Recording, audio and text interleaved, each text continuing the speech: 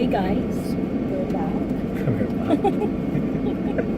Okay, so this would be the movie discussion, or spoiler movie discussion for Hellboy 2019. We just finished doing our ratings. So for the movie ratings, I gave Hellboy 10 out of 20.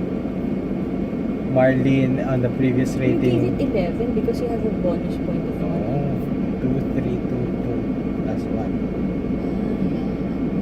So, yeah, we're doing math, kids. So, and Marlene gave Hellboy 13 but no bonus point. 13, no bonus points. So, what we'll do now is run through the categories and discuss. And if we want to change our ratings, then we'll change the ratings.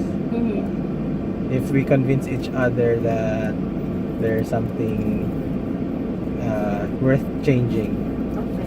Okay. So, can you discuss? Do we discuss first the reaction, or Yeah. why is that our reaction? Ikaw, you first. Ako Why muna. is that your reaction? So, What the hell? sa What the hell is Initial- wrong with you?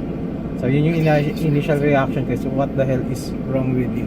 As I watching the movie, hindi ko alam yung sense na parang there's something off with the film, na hindi niya masyado maintindihan kung what it wants,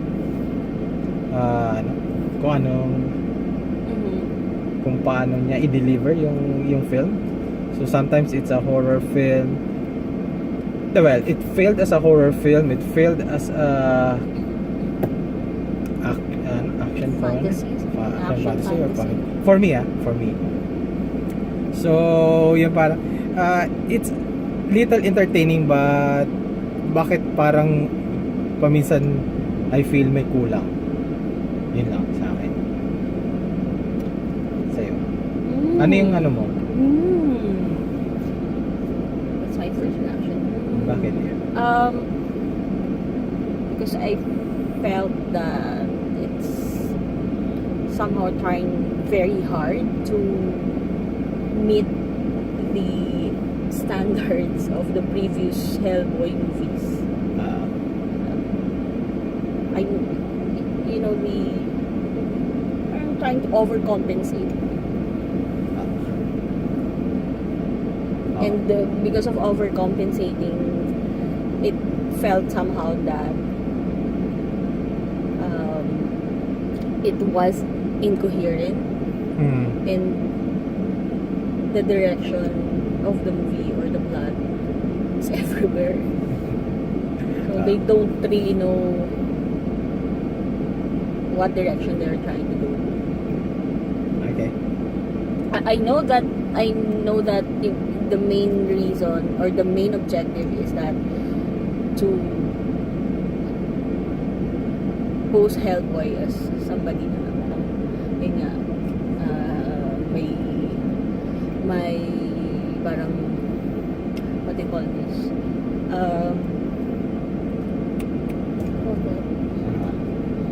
parang may ano sa kanya na siya yung mag-destroy ng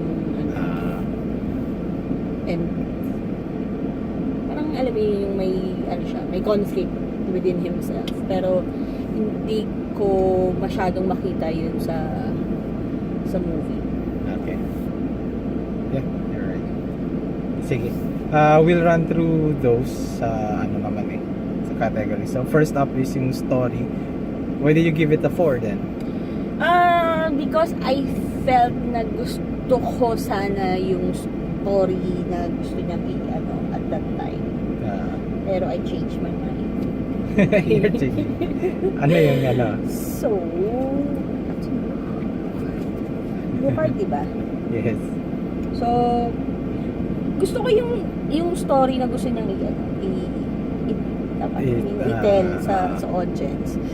Yun lang, hindi incoherent nga siya, para sabog yung they don't really know what direction they're aiming to. So, kaya binigyan ko siya ng 4, but yeah, because of those uh, those characteristics ng movie, parang medyo I changed my mind. So, but still, I'm generous. I'm gonna give it a 3. Diba? Sa akin, I gave it a 2. Actually, I found the story parang boring. Then,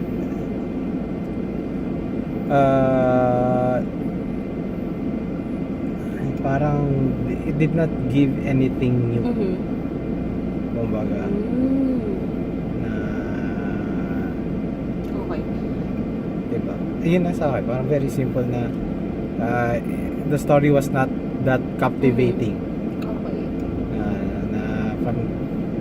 Na there are times na parang bakit ba ginagawa yung mga ganong mga I guess I don't have a problem with that na yung plot nung movie. Mas may ano lang talaga ako on how they have told that story to me. Kaya parang hindi mo masyadong makita kung ano yung alam mo hindi nagbe-mesh yung ano nila. yes. Yes. Okay, next. Thanks, okay. Acting. Sa acting ko, I just gave it a 3. Medyo generous na nga yun eh. But there were no really stand out na acting. Siguro I gave it a 3 because serviceable naman yung ano ni David Harbour. But ang problema kasi dito is you have a comparison between him and Ron Perlman. And Ron Perlman, I believe, brought something more for the character na ano. Though kay Harbour, parang yung childlike ano nung character, may mga instances na lumalabas na I find interesting na naman. Pero I feel that Ron Perlman embodies the character better. Ayun sa akin. And ang another siguro why I still gave it a 3 is that parang I like si Ian McShane na actor. He brings gravitas. Yung word na gravitas sa role na ano. The others na sino ka? Daniel Day Kim. Daniel Day Kim. And the girl who played Alice. They're okay. Si ano pala? Si Mila Jovovich. Mila Jovovich is acting na ni Mila Jovovich. Nothing really commendable, something like that. So, but everything is serviceable. So, kumbaga, nothing that brings me out of the film. Parang okay lang sila. Okay lang. Yun. Kaya, that's why 3. Sa'yo. I gave it a 3. Hindi ko na lang din i-change yung score ko dyan. I'll give it a 3 na lang. As is na lang siya talaga. Balak mo But, babaan. yeah, because, yun nga, parang, yung kay Harbour, kasi parang I feel na parang, although, kahit pa paano may mga instances na believable na his Hellboy. But overall, yung cast, Ian McShane, syempre, Ian McShane. So, talagang given na yun. Kumbaga parang siya na yung sa maano si Ian McShane na when he deliver lines. Oo, diba? Deliver lines, medyo so, may weight, kumbaga.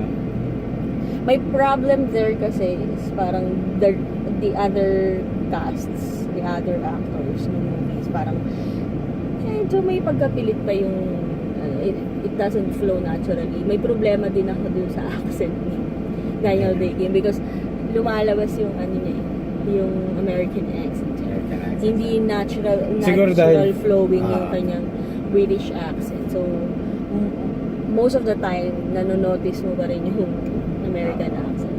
Sa bagay. Tapos, Mila Jovovich, parang nothing new. Parang, you know that yung ganung acting is Mila Jovovich. So, parang hindi mo siya nakita out of her character na parang talagang siya si ang character niya. Nimue. Nimue. Amway. Blood Green. Tama. Blood Green. So, yun. So, but I'll stick with the 3. Okay lang din. Ayun. Sa next up would be directing. Sa directing, again, dahil they're sharing name with 2004 na Hellboy, parang hindi ko ma-prevent na i-compare sila kay kay Ron Perlman na Hellboy. No, directing. Kay Del Toro. Guillermo del Toro. I think Guillermo is more superior director than Neil Marshall. Director, yeah. Neil Marshall. So, with Guillermo, you can see yung kanyang mga kumbaga mga signature shots niya, This one I find it generic. Yeah. Yun sa akin. That's why it's a 2 for me. So, for me, directing, I wanna change it also sa 2. Just put this in.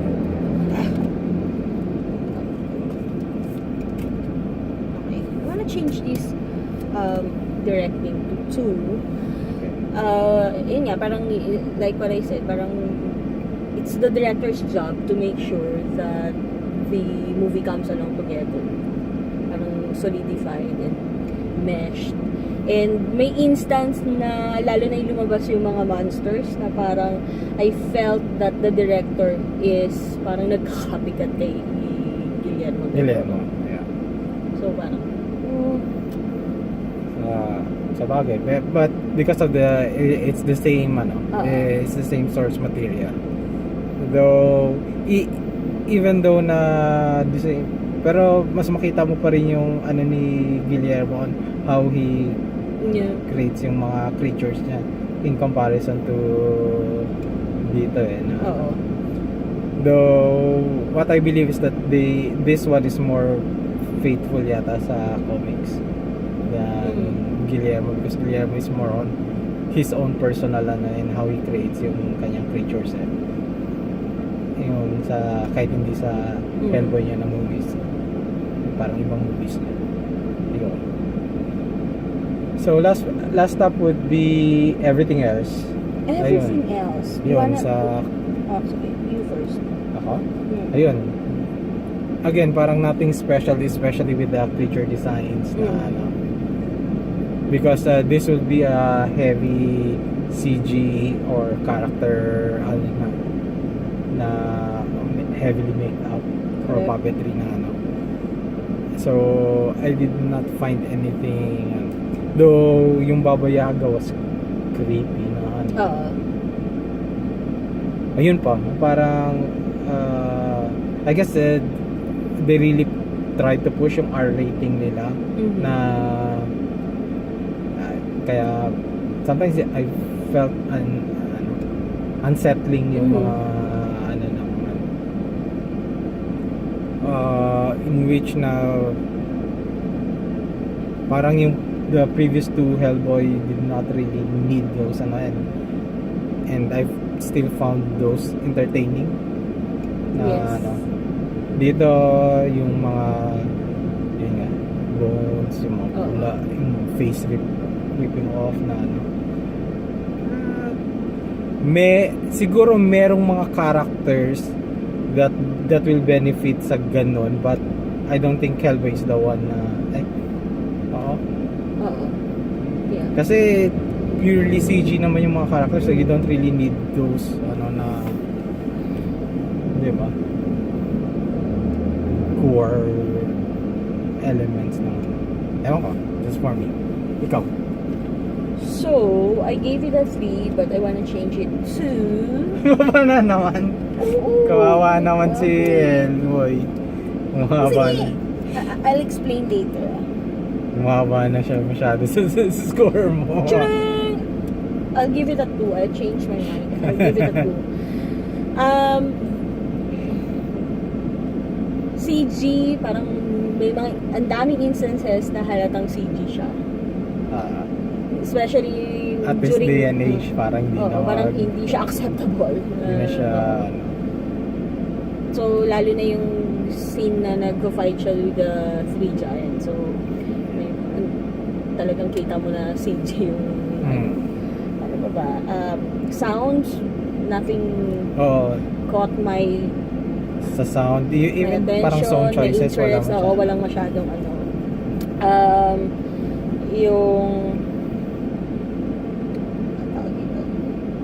Yung kanyang buntot, I really have a problem with his tail.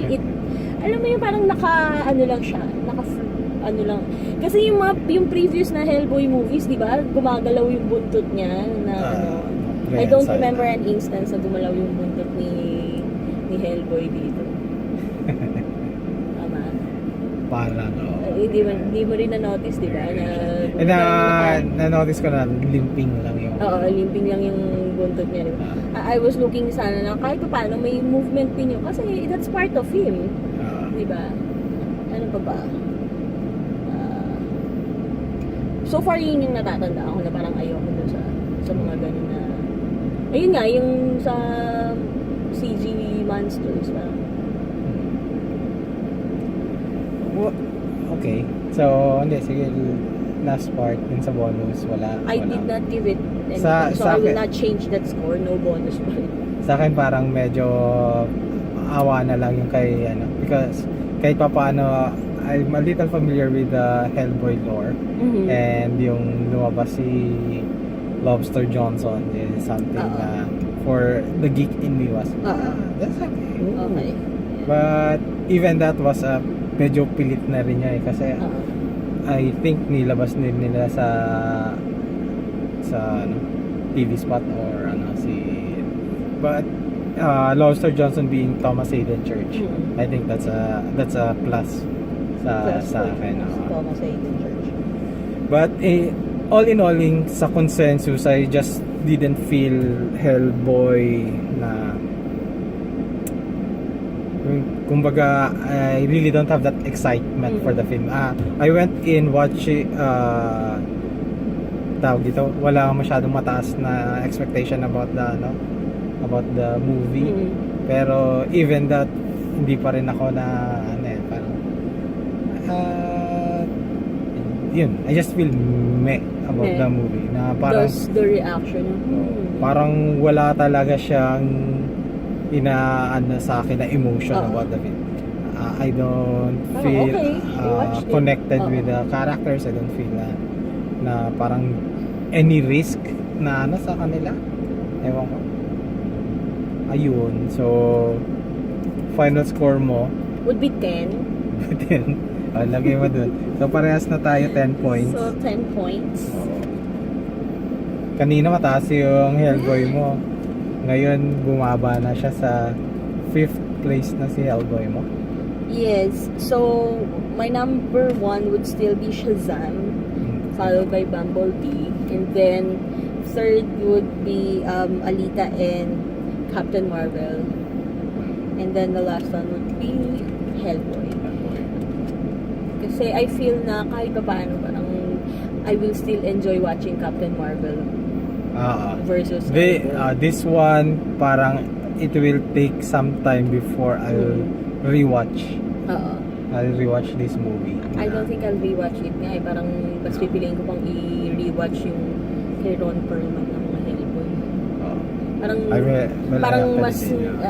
Parang mas nag-e-invoke pa ng yun, emotion and may excitement na. Tama. Well, anyways, that's our movie review. Parang we're not really that hyped or overhyped for the April 24, April 24. Wednesday.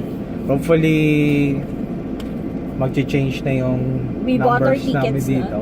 Because apparently, when we checked Oo, sa sinihan, punong-puno ang na dami yung nang nakabili na ng or nakapili na reserve. ng nakapili na seats. sila ng seats. So, we already the have our seats that we prefer are no longer available. So, Okay.